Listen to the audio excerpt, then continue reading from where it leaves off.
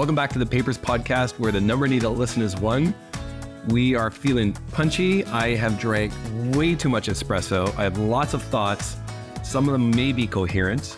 And I have the gang all back, the squad. Lara, how are you? I'm good. We're part of a squad, are we? Squad sounds cooler. That's what my kids say. Squad all the way. Yeah. Really? Squads are tight. Yeah. Started from the bottom. Now we're here, I guess, is how we end that line. Linda, how are you? I'd like to think of us as part of a team. I mean, I'm a member of a number of teams, but I must admit, I like this team. Most of the time, we all contribute something different to the podcast. I'm still trying to figure out what Jason's contributing. Me too. That's okay. So true. But now I'm part of the squad. Speaking so of different, speaking of different, Jason, how are you? You got a Bruce Willis, John McClane themed study for us this week. What's going on? I do. I have an episode titled Live Fast and Die Hard, Finding Heroic Career Paths in Training Stories. Now, this is all relevant, and I'll explain all this to set up. But John brought up Bruce Willis's famous series of movies, the Die Hard series. And it always strikes me how odd it is that Die Hard came out at Christmas and now it's a Christmas movie, which is just bizarre. No, it is a Christmas movie. I know. I still watch it every year with my kids. Ever. I know. Ever. Yeah.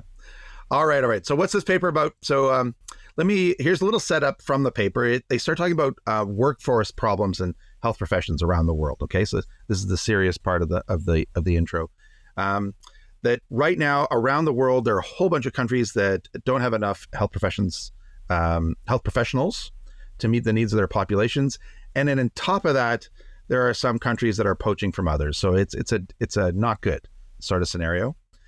You can tell me in a minute whether or not you think this paper really is about workforce deficiencies. What was more compelling to me was that there is often a type and mix problem, which is you don't have enough of a certain specialty in a given health profession, that there's some skews in the way people choose their paths through their career. So that's what this paper is really about. And this paper, I don't think we've ever done a paper about anatomic pathology. Can you guys think of one over the last 15 years together as a squad? Have we ever researched pathologists? This is an exciting day. So this is where I ask each of you, since pathologists are super hot on TV for years, what is your favorite TV pathologist of all time from all the TV shows you've seen? For example, is it Quincy? Is it somebody from NCIS? Is it somebody from some British show? What would you say? Lava, John, Linda? Okay, first of all, Quincy, that was like a way back throwback moment. That was deep history. I subscribe to old TV shows. I think, right? I don't know. Wasn't it a radio program? This is how far back it went. And anyway, no, but I do have a favorite pathologist on TV. Did you guys watch NCIS New York? Sometimes. Or CIS, sorry, not NCIS, just CIS New York. CIS New York. They have a pathologist. What did I say? CIS? No, anyway, well, there's just tell three us letters. It's New York CSI. We'll figure it out. And the character's name was Sheldon. Sheldon Hawks. He's no, but seriously though, I am team pathology. Like that is the coolest. Sorry, y'all, health specialty. That's my jam. They're quiet. They're doing their thing. They're all deep. They're all mysterious. Lava, I think you speak with a little bit of the lens of not knowing exactly what happens. I will tell you my first moment of ever going to a postmortem. I was gripping the side of the table tight, like second week of medical school, and watching the sternal saw go at it. I was like, whew. Oh, we're in the deep end here, baby. Now, let's make no mistake. There's a reason I'm not in, like, why I don't have an MD. There's no way I'd survive week 1. That would be like a 1-week trip to Azkaban. Like gone, over. Lara's done. All right. So my favorite is Dexter. I'm not sure if he was a pathologist, but he was like some kind of crime scene. Yeah. Wasn't he the psychopath? I think you just mixed psychopath and psychopath. No. Dexter Morgan. Yeah, Dexter Morgan. He was a crime scene blood spatter or something. Forensic specialist. And then he did blood spattering on the side. It was there you go. A little bit of reversal of fortune. Yeah. But my actual favorite pathologist, maybe not a favorite pathologist, not the favorite, is Michelle Lazarus, who's the senior author. She came out to Mac and was a visiting prof for us. And we had a great time super smart educational scientist. I was really excited to see a paper from her. So thanks, Jason, for sending this along. Wow, you're smooth. Way to slip that in there. Linda? I probably don't watch enough TV to have a favorite TV pathologist, but I read a lot of, police procedural novels and things for light reading. And there's a pathologist, I think he's in Michael Connolly's Harry Bosch series, who's got long hair that's tied back. It's a guy tied back very carefully, always wears sort of lovely suits, usually in pink or lavender, is covered with not a cloth, but a plastic thing that allows you to see the colors, plays wonderful music in the morgue, and as you said, is always eating a sandwich at the same time. Yeah. So that to me is what a pathologist looks like. Yeah, tell me about it. Obviously, he's the guilty one in this whole murder series. That guy sounds highly suspicious. There's actually, if you Google top TV medical examiners, there's actually a website, like there's all these websites debating about who's the best of all time. I'm surprised none of you mentioned Gil Grissom from CSI or Dana Scully from X-Files. Like, come on, guys, keep up. I thought about Gil Grissom, but Gil Grissom, it doesn't say he's a pathologist. It said that he was a crime scene investigator, and it wasn't clear if he was a pathologist or not, because the pathologist was played by the other guy who was the pathologist, not Gil, because Gil too is on the Hottie McHotterson list. Like, honestly, my Hottie list includes Gil Grissom, it includes MacGyver, the original, and it includes Alex Trebek, because, like, hello, he had all the answers. Boom. Wow. Yeah. Wow, that is insight. I thought I knew you well. This is a whole nother layer. Also, we have a 3-point scale. Are you a Trebek? Are you a MacGyver? I like it. Or Gil Grissom. Yeah. So anyway, that digression was brought to you by TV. So how's this related to anatomic pathology? How's it related to the title? These anatomic pathologists have sexy careers because they're all over TV and played by movie stars. So the HPE literature already has some research on how people choose their careers, especially a bunch of interventions that help people become generalists, because generalists are needed in every jurisdiction. So you'll find papers about enhanced clinical exposure, specialty interest groups, getting a mentor, role modeling. We tried really hard to make sure John didn't match to emergency medicine, but he still did, despite all of our interventions. So there you go. So what if there was another way to nudge future professionals into underserved career paths? That's the premise of this paper. And so this paper is by Rosario, Farley, Sarkar, and Lazarus. And it's called The Diehards, Negotiators, and Migrants, Portraits of Doctors, Career Paths Through Specialization. It's in Medical Education, 2024 in September. So these folks from Monash Uni in Melbourne, they set out to explore two things. So you ready? The first is, why and how do doctors choose to pursue anatomic pathology training? They say anatomic pathology is a great place to look at all specialties because it's underserved in Australia, and they have some other reasons. But basically, they said it's generalizable. Number two is, what can we learn from this recruitment for recruitment to AP and other specialties? So I'll just pause there. Does this study on anatomic pathology, the way I've done a terrible setup, does that actually resonate with you? Let's do it again, Linda, John, Lava. Well, I can get the first research question if you're an anatomic pathologist and trying to recruit people, which is why and how and when do they choose to pursue that training. I'm a little more skeptical about the question about what can be generalized from this to other specialty. There's a huge literature on specialty selection and choice, and that my friend and colleague Yuko Takeda in Tokyo has looked at Japanese students, and what they wanted was a controllable lifestyle. And in Japan, unlike in other places in the world, students often picked a discipline based on what their parents did because they were going to take over, quote unquote, the family business. In other words, the practice. And choice may differ by how important lifestyle is. You're going to be a dermatologist or an ophthalmologist, or by personal reasons, or by you like science. Interestingly enough, and I'm not really sure why, people going into emergency medicine had a more science orientation. So all this to say, I think there's lots that goes into it for anatomic pathology. I'm going to really look forward to seeing how this can be generalized. I would not pick up this paper if they had the word anatomic pathology in the title, They don't. They use it as the case study for this idea of how to recruit into specializations. And I will tell you, I'm foreshadowing that I really like I love their methodologies, and I think their findings are important. And so I think they do a great job. I think we've done a disservice perhaps by talking about sexy pathologists, because half the people was like, I'm out. I'm not listening to this podcast anymore. I'm not reading that paper. You need to watch TV. We're sorry to you, dear authors, because I don't think you set up your paper in the same way that we're setting up the podcast. Look, they had Die Hard in the title. There is that. So this paper was an example of honestly, Jason, I started off by going, Jason, I'm not sure this is a great choice because we know a lot about you say that every selection. Week. Yeah.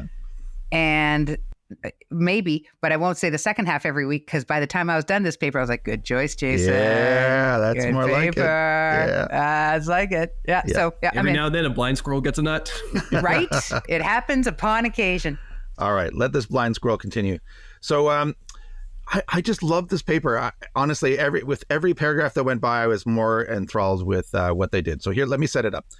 Okay, so what did they do? This is not your everyday constructivist grounded theory Watling LaDonna fare. This paper uses narrative inquiry, which I've never done, and restorying, which I didn't know existed before this paper. But now I was just so enthralled. I find it fascinating. Here's the scoop. So they explicitly, because they heard Lara out in the distance, explained that they have an interpretivist stance. They say that right off the top. The authors conducted a team reflexivity exercise. How sophisticated. They're informed by a number of constructs. So the first is around professional identity formation literature. Linda, that was totally for you.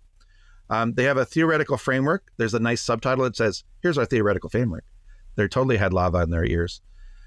Posits that career paths and professional identity formation are expressed in the stories we tell ourselves. Now that has implications for John's career, if nothing else does. They chose narrative inquiry because they really wanted to understand the lived experience and why a given career path was chosen. The theoretical framework also uses stories, so they have a couple key references for that. One of them is Alexandersson and Cresswell, which they said is first-person oral telling and retelling of events related to personal and social experiences. I kind of like that as a definition of what a life story is. A life story can be thought of as having a number of turning points, characters, settings, problems, actions, and resolutions. They did what kind of sampling, John? I just want to check with you and see what kind of sampling, if you noticed. Purposive. That's so purposive. Purposive. Ben Kinnear's going to call you. It's purposive. And Dan Schumacher. So they did purposive sampling of AP trainees. You can't keep repeating it incorrectly. Purposive sampling. Yeah, moving on. If you say it often enough, it's true. That's why I'm worried. Anatomic pathology trainees and practitioners from Australia and New Zealand. And they did a 6-part process over a year. Like, this is dedication. These people were really, really deep into this research. I am so impressed. So here's their 6-step process. Are you ready? First, they recruit, and then they interviewed people for 1 to 2 hours. These pathologists are so dedicated. Then they auto-transcribed it with an AI. The principal investigator then created AP life stories by restorying the transcript.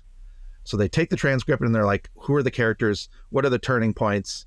And so on. And they put it in a sequence. So they said that restorying process has 3 steps. It's familiarization with the transcript for plot structure and chronology, finding story turning points, and creating problem solution diagrams. They rewrote into new versions of the stories. And then they did multiple steps of participant checking. So participants were consulted on the restories to make sure that it was authentic. They did further revisions. The 5th step is they constructed narratives across participants into some sort of archetypal portraits of career paths. And then participants were then consulted again on the portraits. So I have some questions for you about these methods that I adored. So Lara, I'm going to ask you first. What do you, like, I know you're a bit more into this than me. So what would you say the principles of restorying are? I'm glad you asked, Jason. So restorying is super cool. Restorying is the process of constructing a story from original data. And you do that by focusing on the narrative elements, right? Like characters, problems, settings, actions, resolution. And this paper does a lovely job of going through the steps they followed. So I'm not going to go into all that. But what I would say is what I want to emphasize is that restorying process, like that work, shouldn't leave you with just a short summary of what the participant said. So I would never want anybody to think that this is just a summary, a condensing the content. That's something that ChatGPT could do, but that's not what restorying is, because restorying is interpretive work. It's the work that a researcher carries out to make an interpretation where the insights are generated into the data, and those insights are interwoven with the researcher's knowledge and experience and expertise. So it's a real interweaving of the participants' words and the researcher's interpretations. And it should generate a new story. It's the researcher's account of the complexity that a participant shared. A good restorying then enables us to see the data in new ways, right? It's not just a simple summary of the participant. Instead, it's an appreciation of how problems and characters and actions and settings and resolutions came together in important ways for the participant and in ways that can help us to see and understand their experiences. And in this study, the restorying should generate a new story about professional identity development as an AP specialist, key considerations, events, influences, and such. So restoring then is really an interpretive data analysis approach, and it really nicely aligns with the orientation of the researchers. So so many thumbs up from me on this method section. Thanks so much, Lara. Okay, Linda, they mentioned PIF all over this paper. And does this really speak to PIF to you, this paper? Well, it certainly does in the introduction, and there's a decent review, and they've covered all the right literature.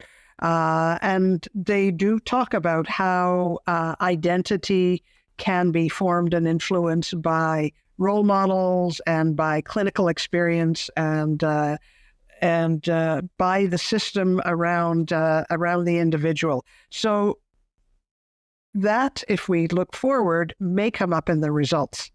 Finally, John, do you have any concerns with the methods? So as an experimentalist, when I read narrative inquiry, insert Lava's eye roll, I thought, oh, here we go. Now, I've actually been a middle author on a study that used narrative inquiry, so I have familiarity. I don't have experience. I think the senior author and the lead author patted me on the head is pretty much what they did most of the time.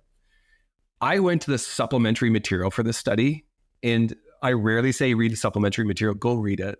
It blows away your mind, the intensity of the analytic process. Let me just highlight, Lara said the big philosophies, but let me just tell you what the work feels like. So you go through in code 2 hours of someone's interview, and now you have some and codes. That probably takes 6 hours or 8 hours at least. Yep. Then you build a table to find all the characters and the settings and the actions. And then you build from that, you build a flow diagram that's labeled and tagged so you can see all of that. And then from that, you actually write a story. And then you actually ask the interviewee, what'd you think of the story and how do we need to correct it? Why not? This is not a small bite. I would be crying uncle and say, please just give me my SPSS back. I just want to push the button that says run a t-test. Honestly, there is robustness. I picked up something else that I just wanted to comment on, which is the idea of information power. We start hearing this word a lot before.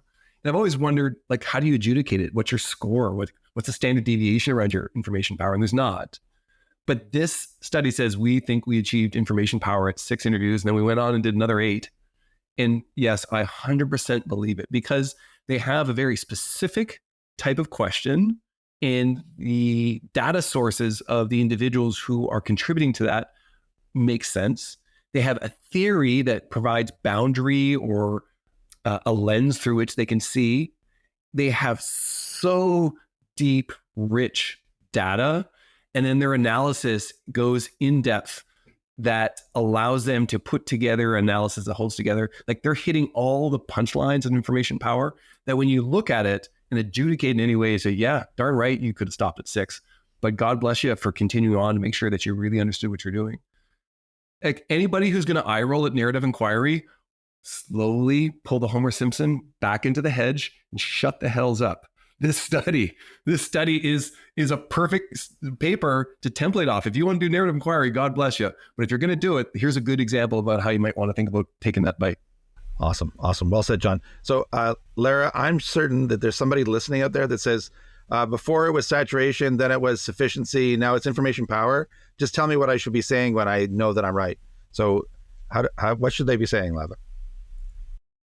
So we did a little thing on this just the other day in another episode. So I'll stick a link into the show notes for that, because I did a whole little description about information power, even have the figure from Maltrude's paper and all those sorts of things. The most important thing about information power is there's different criteria to think about in terms of knowing if you have the richness and depth of insights and in the data itself. And that has things to do like with the breadth of the question and the nature of your the population you're sampling, all those sorts of things. But I'll make sure that we link into that in the show notes.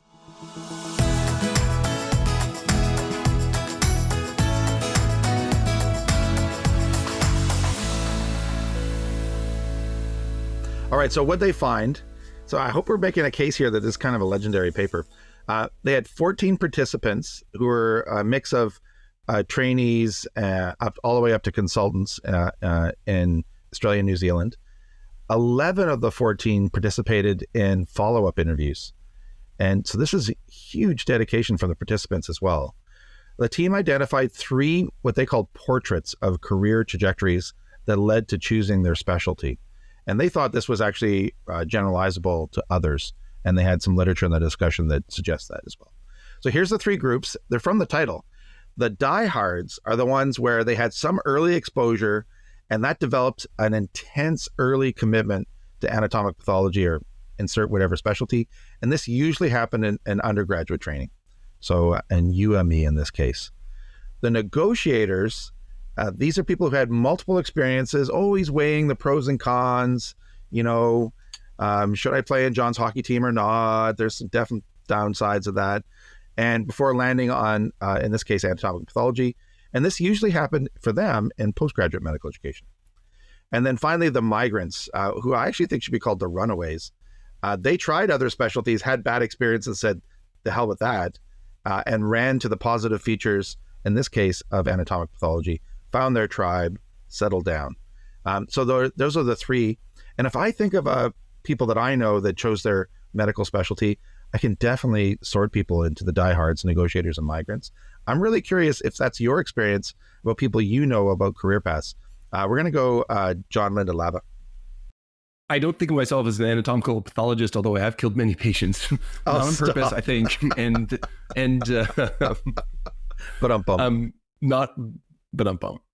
But I found their archetypes very helpful, and I think it's not specific just to the context of pathology. I can see, and they do a good argument of trying to transfer their findings to a broader group. I'm going to say this, you heard it here first. I really like their diagrams. I was going to ask what you thought of their pictures. I thought they were great. Yeah. I think they make the complex analysis come to life and make some of the non-linear types of relationships that they're trying to show become even more apparent. So yeah, I thought this idea of these 3 archetypes, and obviously they aborted too many versions of it so that they had clear punchlines. But they also then did the good work in the discussion part, which they said, and here's the implications for it. So now that we see these archetypes, what do we actually mean in terms of addressing this under recruitment or this an under resourcing in a type of specialty? So you don't have to be a pathologist to say who cares. The who cares, they do that work for you in the discussion. Say, okay, if you are a surgical specialty, here's how you might want to think about the diehard. Or if you are in a different type of specialty, this is why the migrant is important and not to strike them off your list. Too many of us have one focus and one solution. There's not enough of us in clinical environment. So we're going to focus only on the diehard. We're going to try to make it happen at that first week of medical school, and then we give up. And in fact, we have systems that don't allow migrants to actually be migrants. And so, you might be a champion for more flexibility in postgraduate training if you are in a specialty that is struggling with your numbers. All right, Linda, does this resonate? It does. And I'm a migrant. I'll tell you why I say that. I'm a migrant when it comes to this paper, because as you heard at the beginning of this podcast, I was pretty skeptical given the questions, but now I'm a convert. And what made me a convert? Well, the whole talk about archetypes. And secondly, as with John, the figures. I think it's really helpful, these 3 figures in color yet. So I think this is really important and very applicable despite my early skepticism. And I like migration.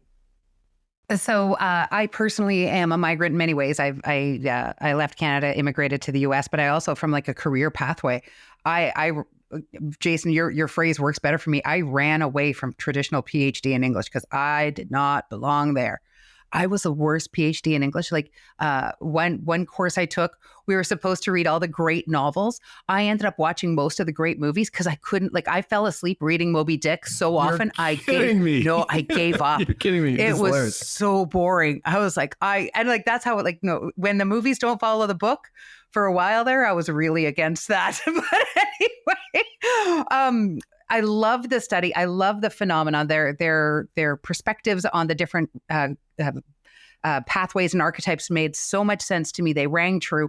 One of the things, though, for me that I took away from the results, and I just want to underscore, is like, isn't it fascinating that they have a little throwaway sentence or two somewhere in the results talking about how people could have been inspired by TV shows, by modern media representations of these different career paths. And so, like, for me, part of me is like, yes, I completely agree with John. Let's not assume everybody's a diehard. Let's think about recruitment across their educational continuum. But part of me is also like, and let's go talk to Hollywood. Let's go talk to Hollywood or whoever it is in your neck of the woods who makes the movies to get really awesome shows about, like, family physicians. Like, if we can make that cool, we can get people into that specialty, I think. But that said, I consistently stay with my original comment. I'm team pathology. Like, yes. As I said, you guys all mocked me. Sexy pathologists, like, right off the top. Hollywood's got it figured out. They solve things. You forgot Sherlock Holmes, by the way. Sherlock Holmes also sexy pathologist. Okay. The authors concluded they... Okay, I read that book. No, there's no pathology in there. No, he wasn't a pathologist. The version with Benedict Cumberbatch, he's always... Yeah, he's not a pathologist. He's beating on the bodies. That's not the same. He's doing all kinds of medical examiner experiments to try and figure things out. Spatter and, et cetera, et cetera. But that's not pathology. You can watch the shows. You don't have to read it. It could be. All right. So anyway, according to my website, it's right. Okay. Authors identified 3 Are you a doctor? Just asking for a friend. Okay. I think we need to bring in a common sort of approach here. Is called fact check. Yeah, it's all good. Just let them go with it. It's fine. So anyway, these authors identified 3 career choice portraits that can be used to inform future efforts to influence, especially career choices. And so I just want to emphasize something John alluded to earlier. They did all of this work. The participants did all this work. They did restoring. They found some common threads. They identified these portraits, and then they finished the paper with, hey, here's the implications. If you want to find diehards, you want to find them early. You want to give them some amazing experience, and then there'll be really an intense early commitment. You want to find the negotiators, you got to talk about pros and cons. You got to talk about what's great about doing things this way and whether or not they're a good match. And you want to find them sort of late undergraduate, early postgraduate. And then the migrants, you want to create pathways so that people can get out of a bad deal that isn't a good match for them. And I think that all makes sense. And I think it applies to a lot of things. So you need multiple channels. Here's a couple paper clips. What I really loved was the methodology in this. The restoring was so compelling. And the reference list about career choice, this is a great paper. It's all in one place. If you're thinking about career choice, scan through this reference list and you'll find a number of really delicious papers.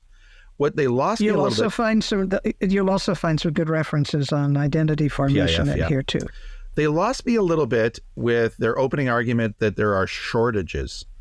I don't think it's really about shortages. We're not making new positions to train doctors in this paper. What you're doing is you're nudging people towards type and mix, so a different choice of career.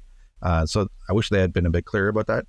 And I also thought that, I'm sorry, Linda, but if they took PIF out of this paper, I still think they would have found the same findings and would have executed the same methodology. So I wasn't sure PIF really added a lot, even if it informed their theoretical framework.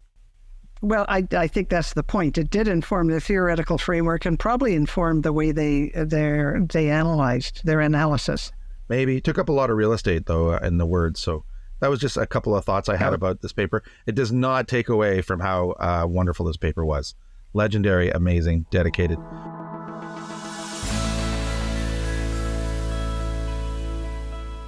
Okay, so let's do some quick votes. And feel free to add in any editorial you wish you have. So just on the methods, tell us how amazing you thought the methods were. Lava, John, Linda. There's something called bias, which I feel I'm being accused of a lot of things expressed today. Here. No, but he's right. This is a 5. Whether it's a 5 or not, he doesn't have to tell us before we give our own numbers. It's not a court of law. So yeah, he can bias us. It's okay. 5. Can I get a gorge at all? Was it gorge? Yeah, probably. It was gorge. Oh, there you go. Totally gorge. Thank you. I thought so too. Yeah. John? You're welcome. Anytime. 5. Linda? 5. I was waiting for John to say something sensible, but he didn't. You know, John's a man of few words sometimes.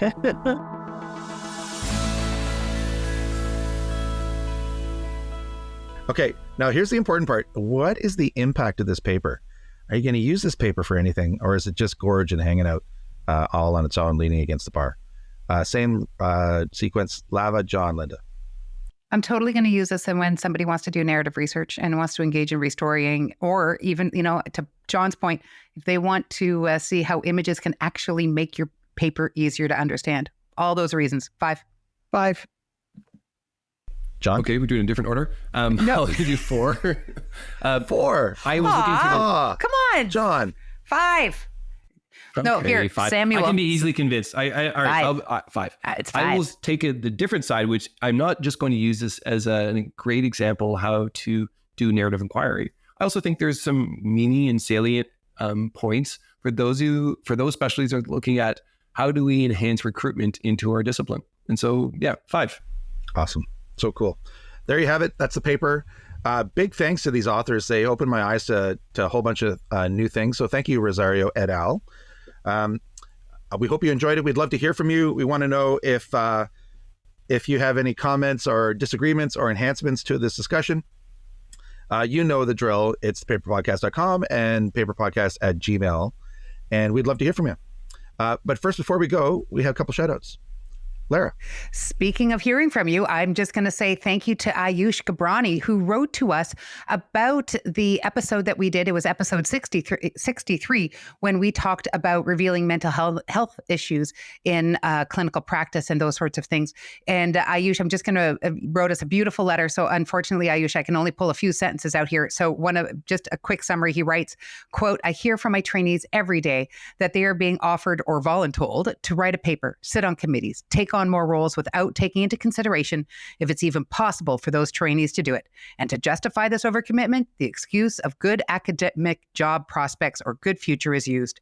A little further down, he writes, "I agree with you that the system needs to change, which is us. However, for that to happen, the largest stakeholders in this area are the higher ups and administration, often the non-physician C-suite staff for whom trainee well-being is often not a priority." Ayush, we really appreciate like I said, this was just a short summary of some of your comments. Thank you so much for writing to us. We really do read all of your emails, friends. So please write in and let us know what you think of the different episodes. And with that, Jason is pointing to me and he wants me to be the first to sign off. And so I will say, see, look, I'm paying attention. I'm reading and looking all at the same time. You're breaking the Talk third to you later. wall by doing the stage directions. I'm just saying. Okay, this whole third wall thing, we got to revisit the concept because I'm not sure we're using it right, but that's a whole other issue. You're the English major. Yeah, but I just told you how I got that degree, so. But and the other thing is, he could have been pointing for you because he wanted you to say where people could leave their comments and the website. He already said that, honey. I know, but he wants you to. I know, but he wants you to do it because he thinks you're going to do it wrong. I'm going to jump in and say goodbye from all of us. Pull into your parking station, finish your run. We're done. Unplug. All right. Linda? Say bye-bye, Linda. Bye-bye. He said goodbye from all of us. Take care, everybody. You've been listening to the Papers Podcast. We hope we made you just slightly smarter. The podcast is a production of the Unit for Teaching and Learning at the Karolinska Institutet. The executive producer today was my friend Teresa Sörö. The technical producer today was Samuel Lundberg. You can learn more about the Papers Podcast and contact us at www.thepaperspodcast.com. Thank you for listening, everybody, and thank you for all you do. Take care.